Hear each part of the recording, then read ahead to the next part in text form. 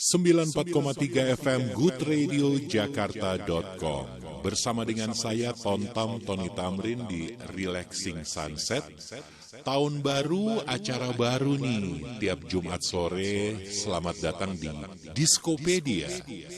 Diskopedia ini adalah acara yang spesial membahas sejarah tentang musik klasik disco.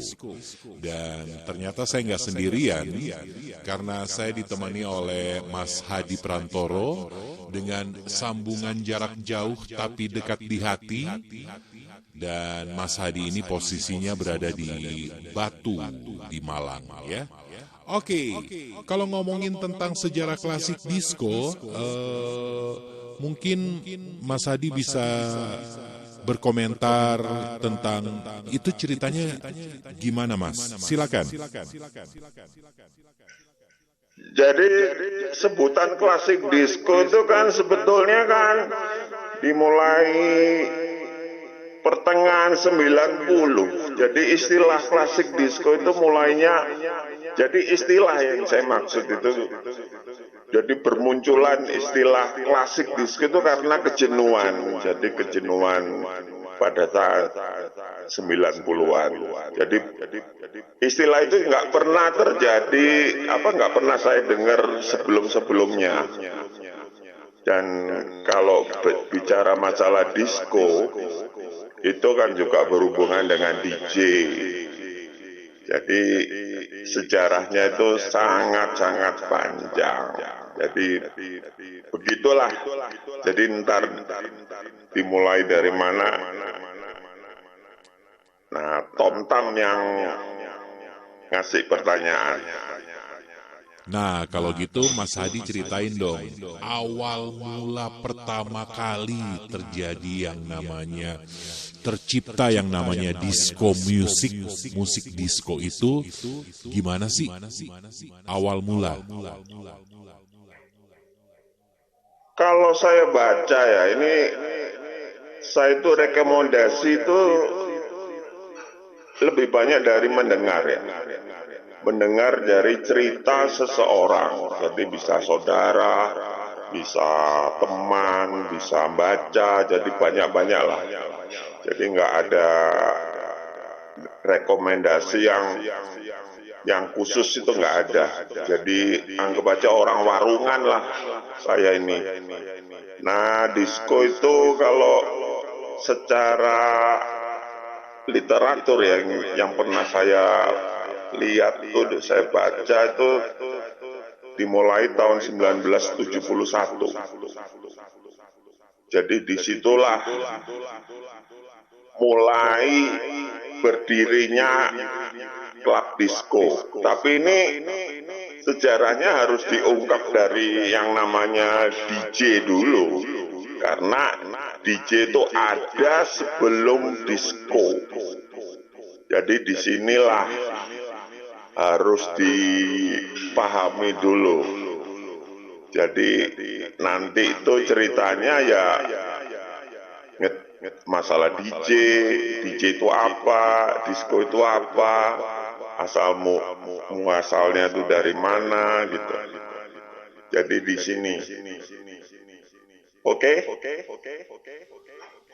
Berarti musik disco itu lahir dari tahun yang udah lama juga, tahun 71. Sebenarnya apa sih alasan lahirnya genre disco itu? Silakan Mas Hadi. Ini bermula dari kejenuhan juga ya.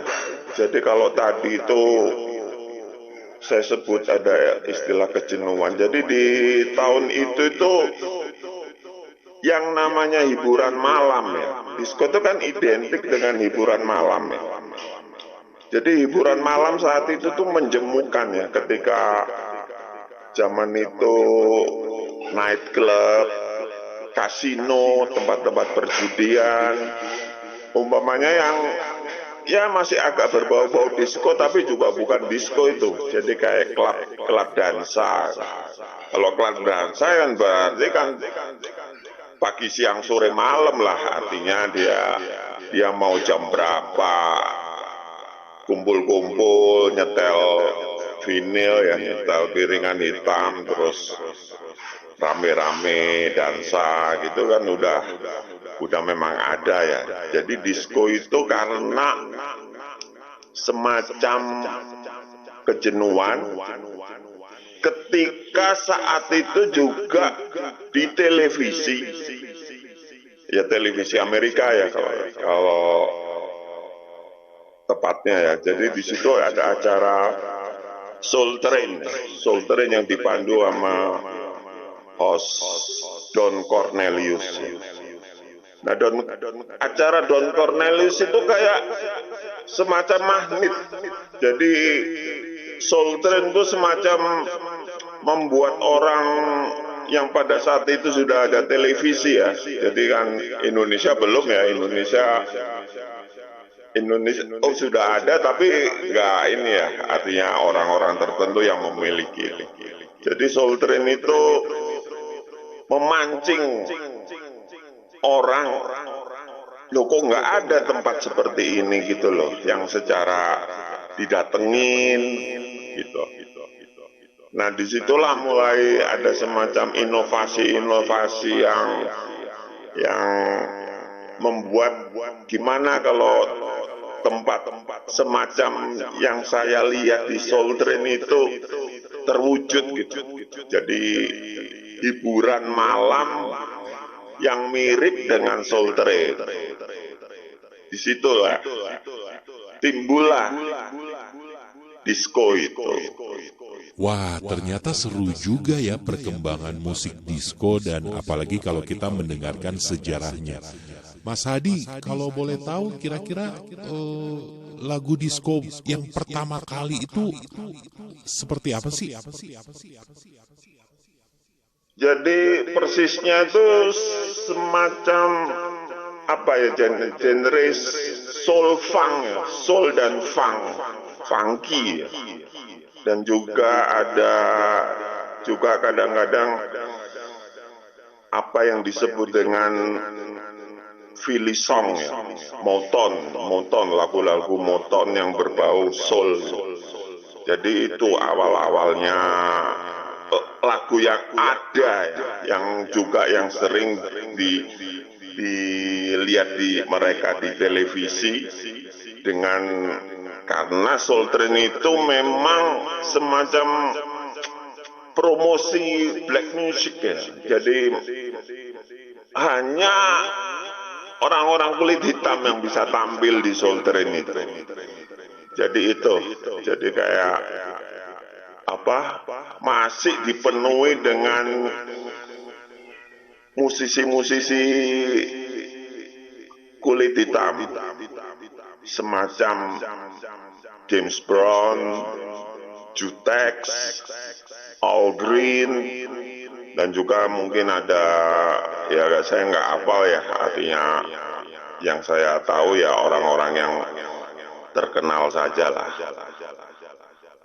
94,3 FM goodradiojakarta.com. Masih bersama dengan saya Tony Tamrin dan juga bersama dengan Hadi Prantoro.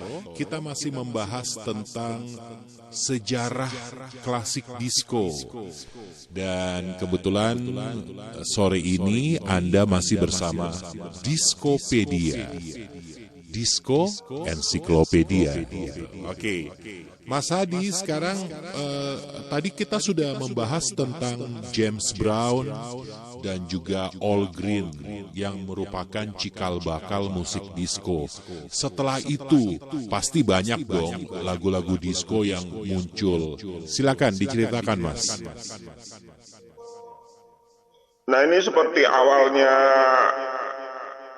orang-orang kulit hitam itu mendominasi ya. Jadi mereka dengan adanya disco ini kan semacam dikasih ruang bergerak yang luas. Jadi mereka, wah ini semakin lah. Nah di situ ada mulai ya mungkin sirik apa gimana dari orang-orang kulit putih itu. Jadi orang kulit putih juga aku kan juga bisa gitu. Nah, di sini juga mulainya disco beneran gitu loh. Jadi kalau yang mulai tahun 71 itu kan semacam kelahiran lah, kelahiran masih merangkak-rangkak. Nah ini anggap aja anak yang sudah bisa berdiri walaupun belum tegak. Jadi muncullah musisi-musisi kulit putih yang aku juga bisa gitu. Aku juga bisa ngedisco. Nah, kebetulan di tahun itu juga apa yang dimaksud musik-musik itu sudah kayak dikawinkan loh. Jadi kalau saya sih menyebutnya crossover ya. Crossover itu kan persilangan. Jadi di situ di tahun 74 tuh lahir Kissy and the Sunshine Band, terus Bee Gees. Jangan dikira lah Bee Gees itu mulai ngedisco itu tahun 74. Mulai ngedisco loh, ya kalau saya sih nggak bisa mastiin ya, cuma antara 74 75 gitu. Itu mulai musik Bee Gees itu ngedisco. Sebelumnya ya lagu-lagu macam Don't Forget to Remember Me, I Started the Joke gitu. Jadi bukan disco lah waktu itu. Jadi disco itu mulai tahun 74 tuh mulai kulit putih mulai muncul. Wah, seru banget ceritanya. Terus gimana tuh? Dengan kemunculan Kissy and Sunshine Band, juga Bee Gees yang membuat saat itu tuh Bee Gees akhirnya mendapat julukan soul kulit putih. Soul kulit putih ya, mungkin kalau sekarang udah biasa lah lagu penyanyi-penyanyi bule dengan lagu-lagu disco ya. Tapi kalau waktu itu banyak orang kaget gitu. Bee Gees ngedisco, jadi orang tuh wih gitu, jadi nggak merasa aneh gitu. Itu di album berjudul Main Course, itu album pertama Bee Gees ngedisco di album Main Course. Itu nggak ada setahun kemudian munculin lagu Children of apa gitu loh, judul albumnya. Nah disitulah baru muncul hits Jive Talking di situ, di album pertama Main Course, album berikutnya itu Jive Talking baru muncul. Nah di situ baru mulailah semacam kayak udah musik itu dikuasai disco lah. Jadi di situ. Jadi nanti itu titiknya di tahun 1977. Disitulah mulainya dunia itu ngedisco termasuk Indonesia.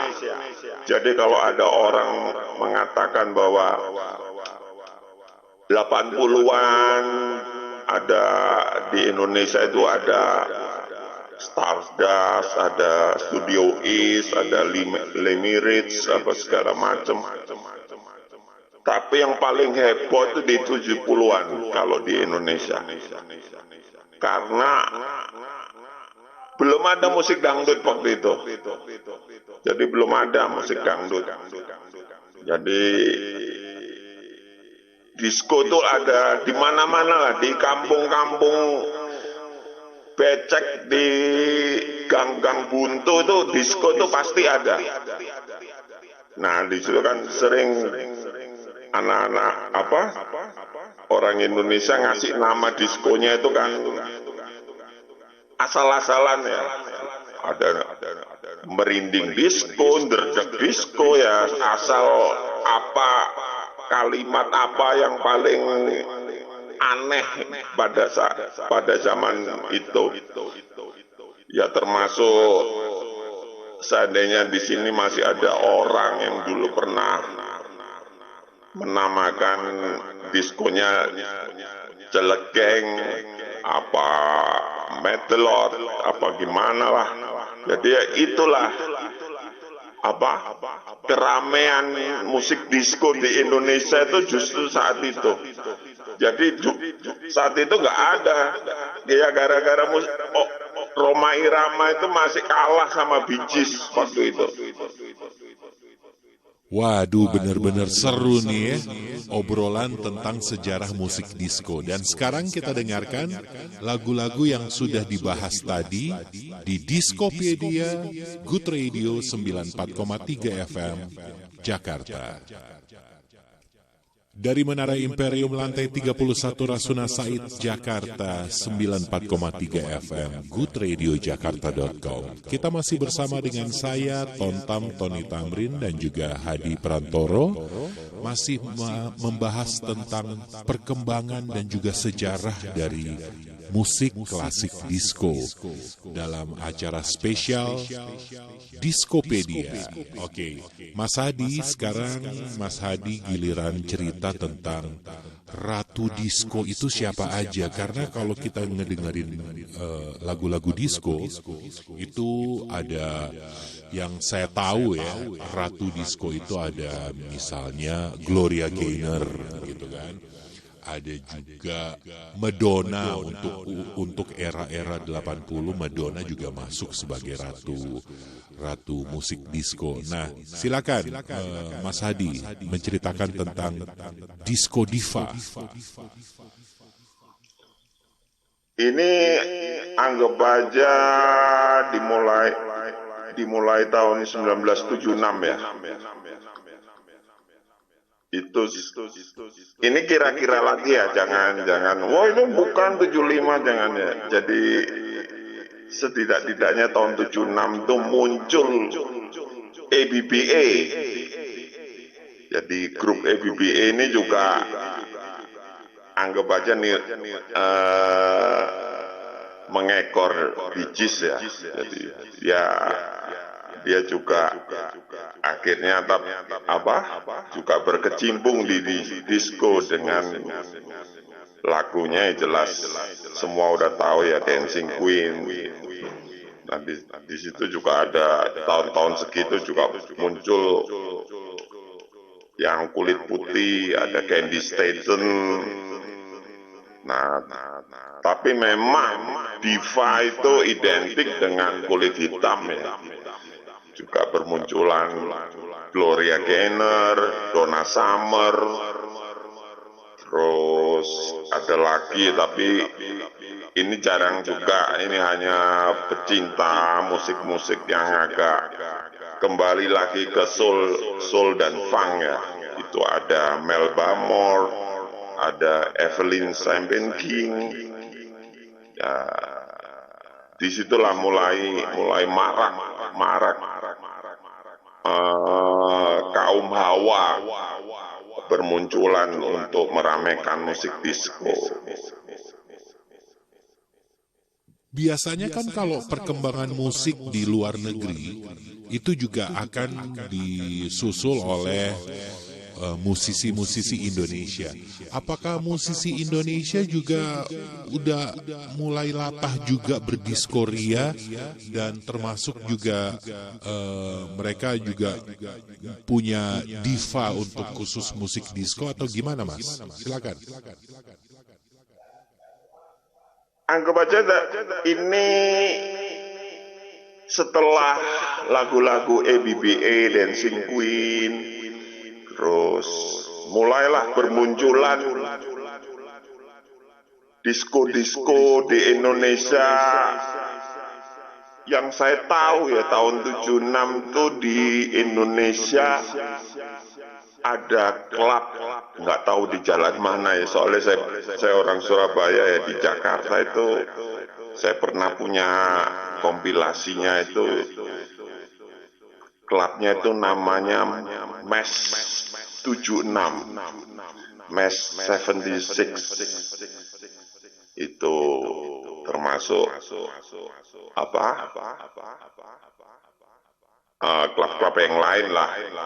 Nah di situ mulailah era-era kompilasi kaset disco mulai merebak lah di Indonesia. Nah untuk musisi Indonesia ya ketularan juga ya, tapi dalam konteks cover version yang ilegal ya kalau boleh saya katakan ya. Jadi mereka menyanyikan lagu Dancing Queen di Indonesia kan, lagunya Casey and the Sunshine Band itu ada judulnya Wrap Around apa gitu. Itu jadi Peganglah Tanganku. Itu yang nyanyi Marini, istri Idris Sardi ya, penyanyi yang bersuamikan violin terkenal juga ya, Idris Sardi. Marini and the Step. Itu banyaklah lagu-lagu cover mengindonesiakan lagu-lagu disco yang saat itu ngetop. Nah, saya pernah lihat di televisi saat orang-orang Indonesia kerajingan itu. Jangan salah kalau Edisi Litonga pernah menyanyikan lagu Casey and the Sunshine Band, judulnya Get Down on It. Itu di televisi, di TVRI, lagu barat itu. Edisi Litonga yang nyanyi itu. Ya itulah paling enggak apa yang terjadi di Indonesia. Kita masih di Diskopedia 94,3 FM Good Radio Jakarta.com. Stay tune. 94,3 FM Good Radio Jakarta.com. Kita teruskan lagi perjalanan tentang sejarah klasik disco, yang mana tadi sudah dijelaskan asal-usul musik disco sendiri, terus era berdirinya yang namanya klub atau diskotik. Dan kali ini kita sudah tiba di bagian terakhir acara Diskopedia bersama dengan saya Tony Tamrin dan juga Hadi Prantoro. Nah, sekarang karena ini adalah bagian terakhir Mas Hadi, mungkin Mas Hadi bisa cerita tentang musik disco disahkan sebagai, karena kan ini udah fenomenal nih dari sejarah lahir tahun 71, terus pengesahan sendiri itu momentumnya seperti apa untuk musik disco di dunia ini? Dengan adanya film Saturday Night Fever itu kayak semacam ya udahlah, ini momennya topnya ya. Jadi puncak dari disco itu memang Saturday Night Fever ya. Sebelum akhirnya di era 80-an dan seterusnya itu kan semacam estafet aja ya. Jadi kayak ini puncaknya tinggal nerusin ke belakang ya, 80-an, 90-an sampai sekarang. Jadi itu Saturday Night Fever itu sebagai tonggaknya ya, paling atas ya. Jadi di situ film itu menceritakan disco dengan sisi-sisi kemanusiaannya. Jadi jangan mengira pada John Travolta di film itu pemenang dansa ya.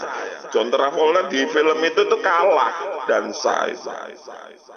Kalah. Tapi karena di situ filmnya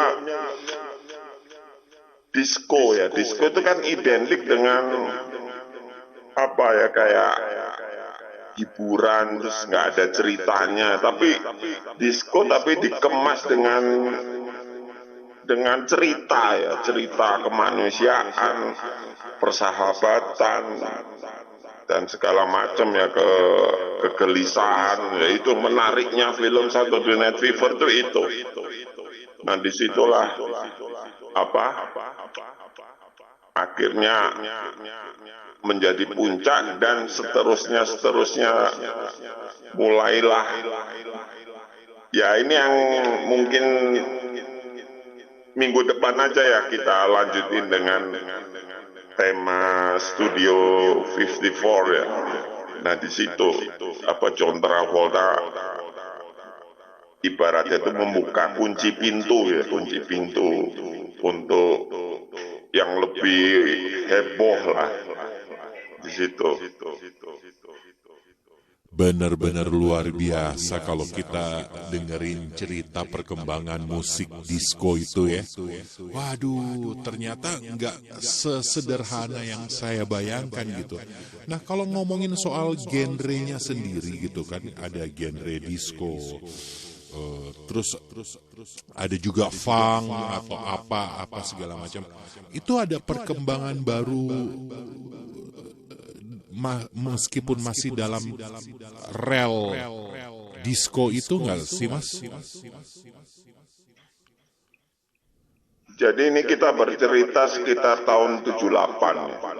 Sudah mulai mendekati 80-an. Di situ yang kembali, saya juga bisa ngedisco. Jadi tadinya kan di tahun 74 kan, yang orang-orang itu tahun 74 tuh semacam Steely Dan, Doobie Brothers, yang dengan Long Train Running-nya yang udah kita kenal, Steely Dan juga, Casey and the Sunshine Band. Nah, di tahun 78 itu yang berteriak saya juga bisa ngedisco itu musisi-musisi jazz. Nah, mulai mencampur adukkan musik jazz dengan soul dan funk, semacam George Duke, Stanley Clarke. Nah, di situ mulailah mereka berbalut-balut ritmenya itu bukan mainstream lagi ya, bukan kontemporer. Jadi mereka sudah pasar ya. Jadi saat itu pasar mengedaki disco ya, mereka juga ngedisco gitu. Nah, di situ juga ada nama Herb Alpert ya, yang saat itu langsung menjadi jawara number 1 Billboard ya. Itu musisi jazz ya, Herb Alpert. Itu lagunya Rise itu juga campuran antara disco dan jazz ya. Nah, dan selanjutnya kita sudah memasuki era 80-an yang mungkin suatu saat kita bahas di era 80-an dan seterusnya. Terima kasih atas kebersamaannya di Diskopedia bersama dengan saya Tony Tamrin dan juga Hadi Prantoro, dan kita bertemu lagi minggu depan di acara Diskopedia.